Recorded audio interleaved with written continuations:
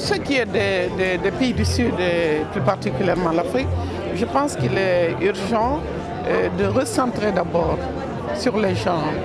Et nous avons besoin de reconstruire, ici le libellé, trouver la richesse.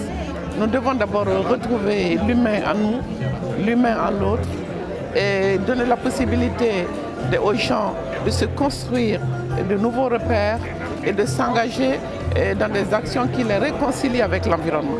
Parce que là où il y a la pauvreté, les gens sont obligés de recourir, et les ménages des zones défavorisées n'ont pas d'alternative à l'utilisation du bois de feu et du charbon. Alors que le solaire, il existe aujourd'hui des alternatives compatibles avec la protection de l'environnement, mais qui demeurent inaccessibles pour les pays pauvres.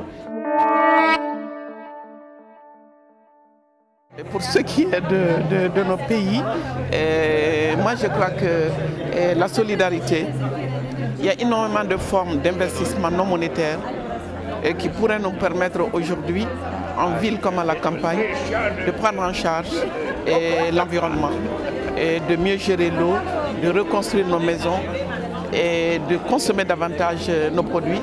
Il s'agit surtout de relocaliser les marchés africains en Afrique à partir du moment où nos économies et nos espaces sont inondés de biens importés et souvent produits à partir de nos matières premières.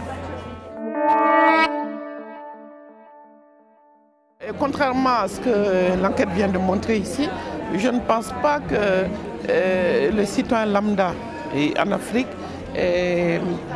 se soit approprié de la notion de développement durable. Les gens sont parfaitement conscients du fait que les forêts autour et les ressources s'amenuisent, mais ça n'a pas l'appellation. Ça n'a pas d'appellation. D'abord, ça se passe dans la langue de l'autre. Il faut d'abord parler français pour pouvoir utiliser le mot développement durable. Mais je veux dire qu'en tant que sensibilité, la sensibilité écologique existe, mais maintenant il va falloir la toucher et la développer.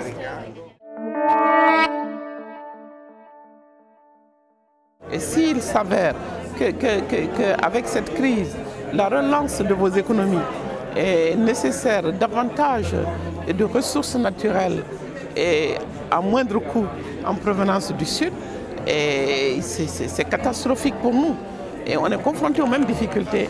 Mais si pour gagner encore en compétitivité, en croissance, il vous faut vous immiscer dans les affaires politiques et économiques en Afrique et ailleurs au Sud, on n'est pas sorti de l'auberge.